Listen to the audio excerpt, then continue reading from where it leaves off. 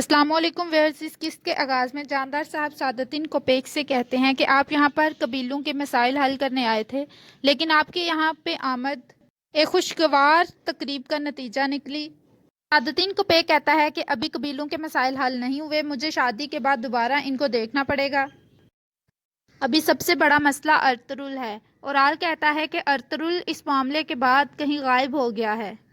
سعادتدین kopek کہتا ہے کہ سلطان کے ساتھ جو الجھے گا اس کو میں چوہے کے بل سے بھی نکال لاؤں گا، اور ریاست کے معاملات خراب کرنے والے کا نتیجہ صرف موت ہے۔ اس نے مجھے سرائے کی چابیاں دے کر ضرور کوئی چال چلی ہے، لیکن میں اس کی چالوں کو ناکام بناؤں گا۔ فی الحال ہمیں اس خوشی کی تقریب میں ایسی باتوں کا ذکر نہیں کرنا چاہیے۔ دوسری طرف اسلحان خاتون کو عورتیں تیار کر رہی ہوتی ہیں۔ اسلحان کہتی ہے کہ یہ کمر بند جو ہے میری موت ثابت ہوگی۔ چولپان کہتی ہے یہ تم کیا کہہ رہی ہو؟ اسلحان کہتی ہے آپ سب جانتے ہیں میں اس شادی سے خوش نہیں تھی، یہ میں اپنے قبیلے کی خاطر قبول کیا ہے، لیکن یہ میں پتہ نہیں کب تک برداشت کروں گی۔ چولپان خاتون کہتی ہے تم امیر سعادتدین کی عمر کی وجہ سے پریشان نہ ہو، وہ تمہیں بہت خوش رکھے گا، وہ ایک ذہین آدمی ہے۔ جب میں نے اورال سے شادی کی تو میں نے بھی اپنے اپنوں کو اور اپنے دین کو چھوڑا، اور مجھے صبر کا پھل ملا، تمہیں بھی صبر کرنا ہوگا۔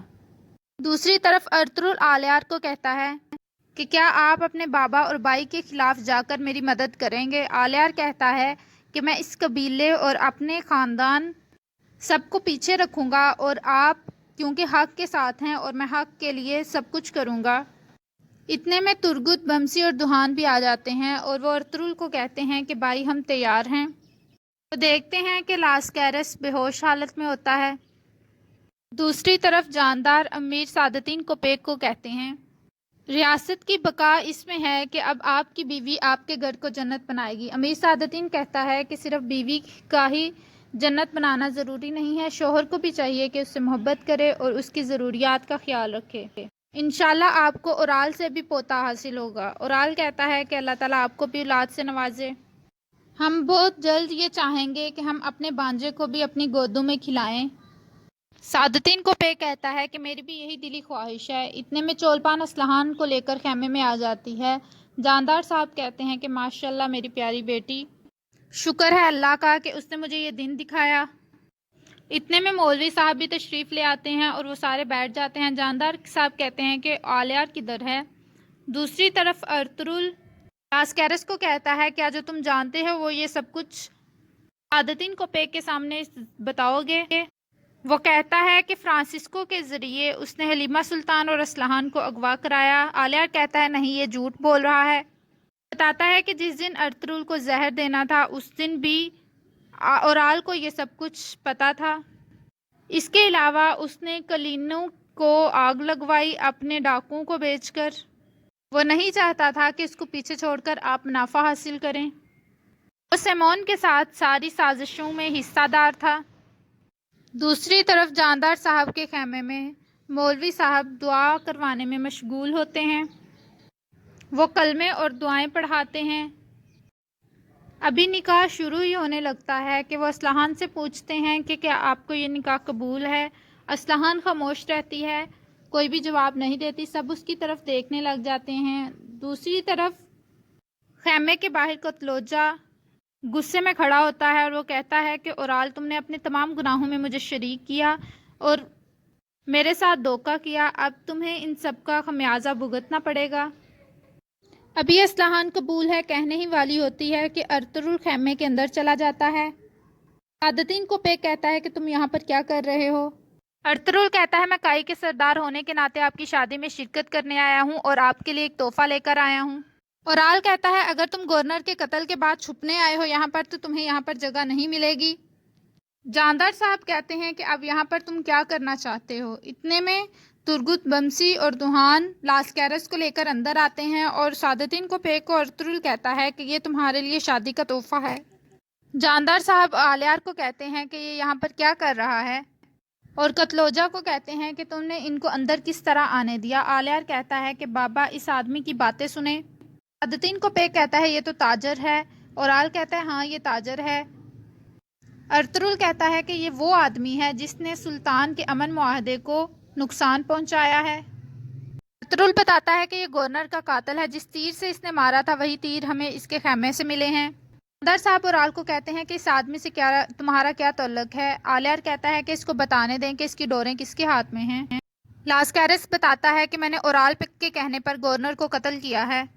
جاندار صاحب کہتے ہیں کہ یہ جھوٹ بول رہا ہے۔ کوتلوجا ارطغرل اور اس کے تمام سپاہیوں کو قتل کر دو۔ اورال ارطغرل پر حملہ کرتا ہے۔ ارطغرل اورال کے گلے پر تلوار رکھ دیتا ہے۔ آلیار کہتا ہے کہ ہم ان پر مقدمہ چلانا چاہتے ہیں اور ہر چیز انصاف کے لیے چاہتے ہیں۔ ارطغرل اورال کی تلوار اور اس کا خنجر لے لیتا ہے۔ دوسری طرف ویسیلوس پیٹروس کے ساتھ ترکوں پر حملہ کرنے کی پلاننگ کر رہا ہوتا ہے۔ وہ بتاتا ہے کہ ہم اپنی فوج کو تقسیم کریں گے اور وہ دونوں طرف سے ان پر حملہ آور ہوں گے اور ترک قبائل کا خاتمہ کر دیں گے اور پھر یہ زمینیں ان کی ہوں گی۔ دوسری طرف ارطغرل بتاتا ہے کہ میرے بیٹے کو مارنے کے لیے، میری بیوی کو اغوا کرنے کے لیے، میرے سپاہیوں کو کلینگا پر قتل کرنے کے لیے، ان سب کی وجہ سے میں اورال پر مقدمہ کرنا چاہتا ہوں۔ جاندار صاحب کہتے ہیں کہ کیا میرا بیٹا اتنا بدمعاش ہو سکتا ہے کہ وہ اپنی بہن کو کا ہی سودا کر لے؟ لاسکیرس کہتا ہے کہ جی یہ سب کچھ سچ ہے۔ اورال کہتا ہے کہ میں اپنی پوری زندگی میں اس آدمی سے نہیں ملا۔ لاسکیرس کہتا ہے کہ یہ جھوٹ بول رہا ہے۔ انہوں نے ارطغرل کو مارنے کے لیے مجھے بہت سارا سونا دیا تھا جو کہ میں پوری زندگی استعمال کر سکتا تھا۔ جاندار صاحب یہ سب کچھ سن کر گرنے لگتے ہیں اور اسلحان ان کو پکڑ لیتی ہے۔ ارطغرل کہتا ہے کہ میں نے سلطان کو خط لکھ کر سب کچھ سچ بتا دیا ہے اور میں نے ان کو یہ بھی بتایا ہے کہ میں عدالت لگوانا چاہتا ہوں اور وہ وہاں سے قاضی بھیجیں گے۔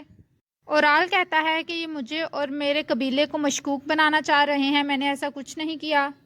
آلیار بتاتا ہے کہ بابا بھی اس بات کے گواہ ہیں، اس نے ارطغرل کے سپاہی مارے ہیں۔ دوسری طرف ویسیلوس پیٹروس کو کہتا ہے کہ اب دونوں قبائل ایک دوسرے کے خلاف ہو چکے ہوں گے، ہمیں ان کی خوشبو محسوس کرنی ہوگی، وہ ایک دوسرے کا خون بہا دیں گے۔ پیٹروس کہتا ہے کہ ہمیں ہلینا پر دھیان رکھنا ہے، وہ ترکوں کی کافی وفادار ہے اور وہ غداری بھی کر سکتی ہے۔ ویسیلوس کہتا ہے کوئی بیوی اپنے شوہر پر کس طرح سے غداری کر سکتی ہے، میں اس کو بیوی بناؤں گا۔